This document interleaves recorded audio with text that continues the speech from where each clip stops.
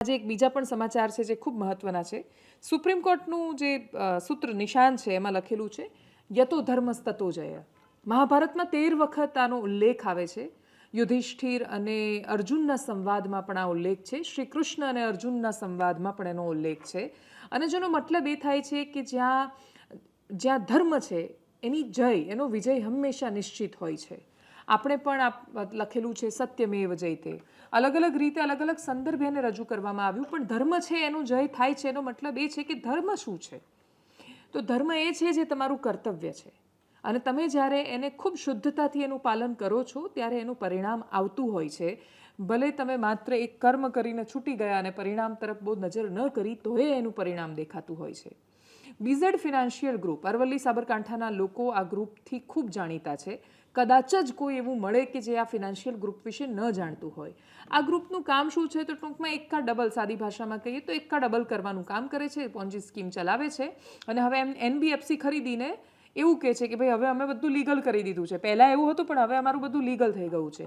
NBFC પણ બેન્કિંગના કામ તો નથી જ કરી શકતી, પરંતુ છતાંય જે લોકો એક્કા ડબલમાં ભરોસો રાખતા હોય એ લોકો NBFC અને બેન્કિંગનો ફરક સમજશે એવી અપેક્ષા વધારે પડતી છે. જમાવટે થોડા સમય પહેલાં અમારી પાસે ફરિયાદ લઈને આવ્યા ઘણા બધા લોકો, અને એમણે કહ્યું કે અમારો જિલ્લો છે એ બહુ મોટા ખતરાની નીચે છે.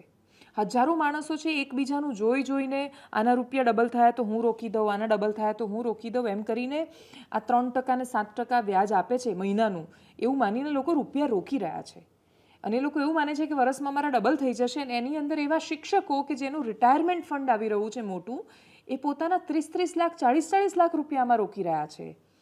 અને ખરેખર લોભિયા હોય ત્યાં દુતારા ભૂખ્યા ન મરે એવી પરિસ્થિતિ છે. ભૂપેન્દ્રસિંહ ઝાલા વારંવાર એવો દાવો કરી ચૂક્યા છે જે તે સમયે અમે એ વખતે પણ વિડીયોમાં કહ્યું હતું કે એમની પાસે હજારો કરોડ રૂપિયા છે.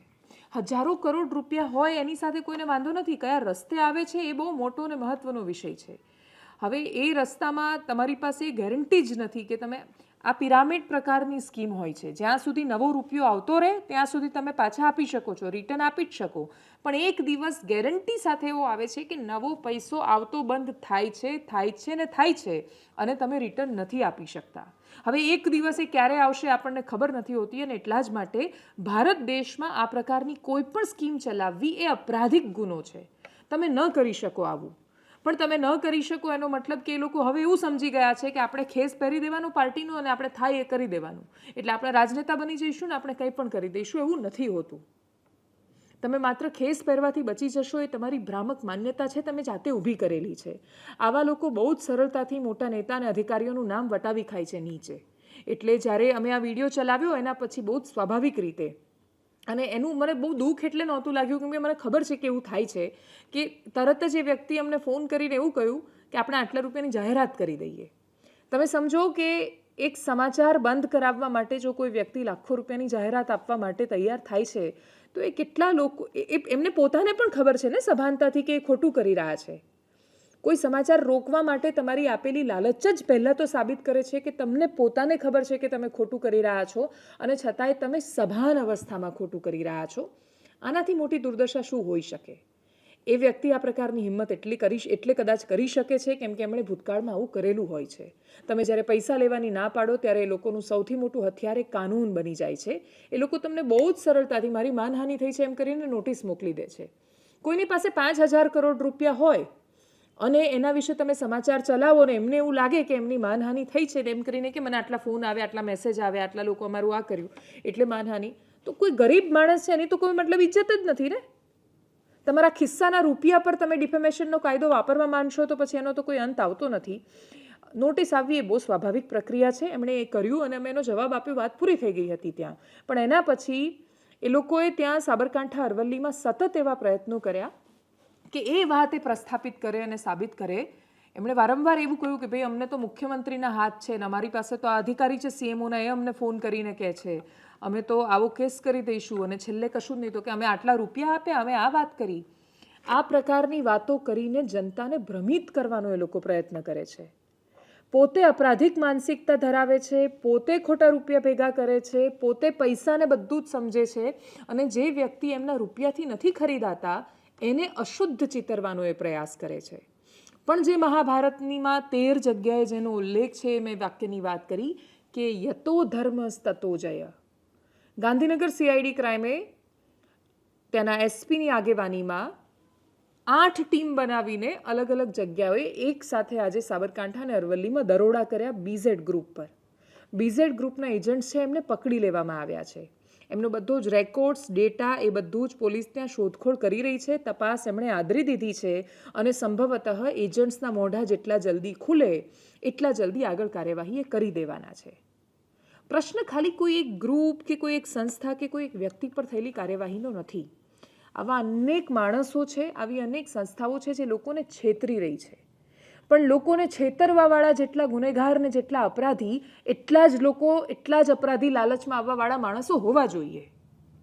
સરકાર થાકી ગઈ જાહેરાતો કરીને કે ખોટી લોભામણી જાહેરાતોમાં ન આવો. સરકારી રૂપિયાનો આપણે દર થોડી વાતે એટલા માટે વ્યય કરવો પડે છે કે આપણે નાગરિકને એ સમજાવવું પડે છે કે આ ખોટો છે ને તોય નથી સમજતા. બધા થાકી ગયા કે આવી પોન્જી સ્કીમમાં ન ફસાવે એવું કહીને, પણ નહીં, મારો બાજુવાળો છે એ રાતોરાત લાખોપતિ થતા મેં એને જોયો છે એટલે હું એ થઈ જઈશ. તમને ખબર જ નથી આ ક્યાં રોકાવાનું છે ને ક્યાં એન્ડ થવાનું છે. ભૂપેન્દ્રસિંહ ઝાલાના રૂપિયા જે દિવસે સરકાર બધા ટાંચમાં લે છે એ દિવસે તમારા રૂપિયા ક્યાંથી પાછા આવવાના છે? કલ્પના કરી છે કોઈ દિવસ? સરકારી કાર્યવાહીઓ શરૂ થઈ ગઈ છે અને છતાંય માત્ર એક સંસ્થા કે એક નહીં, બીઝેડ જેવી તો અનેક ફિનાન્શિયલ કંપની ચાલી રહી છે. હમણાં જ ગઈકાલે પરમ દિવસે આ રિઝલ્ટ હતા એ દિવસે, જે દિવસે પરિણામ હતા એ દિવસે એક ભાઈ આવ્યા હતા અરવલ્લીના મોડાસાથી. એમણે બાકીની કંપનીના અમને ડેટા આપ્યા અને હું જાણીને આઘાતમાં હતી કે કેટલી કંપની આ પ્રકારની સ્કીમ ત્યાં બેફામ ચલાવી રહી છે અને લોકો ખરેખર રૂપિયા ઇન્વેસ્ટ કરી રહ્યા છે. તમે પૈસો ક્યાં ભેગો થાય છે, એક જગ્યાએ એનું કેન્દ્રીકરણ થાય છે એ તો જુઓ. એક બાજુ હજારો માણસો આ જ દેશમાં એવા છે કે જેને 2 ટંક ખાવાનું નથી મળતું અને બીજી બાજુ હજારો માણસ એવા છે કે જે 50-50 લાખ રૂપિયા ડબલ થશે એમ કરીને એક જગ્યાએ રોકી દે છે. આપણે શું કરી રહ્યા છીએ? એ પૈસો કે જે દરેક વ્યક્તિઓ સુધી એટલીસ્ટ એમને ખાવાનું મળી શકે એટલો પહોંચવો જોઈએ, એની જગ્યાએ કોઈ એક જગ્યાએ એનું કેન્દ્રીકરણ થઈ રહ્યું છે. આનાથી મોટું અર્થતંત્રને બીજું નુકસાન શું? આનાથી ખરાબ બીજું શું હોઈ શકે? ને તોય થઈ રહ્યું છે, અલગ અલગ સ્વરૂપમાં થઈ રહ્યું છે, અલગ અલગ શહેર ને નગરમાં થઈ રહ્યું છે. એવા કાર્યક્રમો ચલાવવાનો ઉદ્દેશ્ય માત્ર એટલો હતો કે આપણી અંદર એટલી જાગૃતિ આવે કે આપણે આ પ્રકારની સ્કીમમાં હવે ન રોકાઈએ ને શિક્ષકો એટલીસ્ટ ન રોકાય. શિક્ષક છે કે જે સૌથી વધારે જાગૃત હોવા જોઈએ, એક શું કામ આમાં ફસાઈ રહ્યા છે એ સમજાતું નથી. સીઆઈડી ક્રાઇમની કાર્યવાહીના જે દ્રશ્યો સામે આવ્યા, કરીએ એકદમ સંક્ષિપ્તમાં એના પર નજર.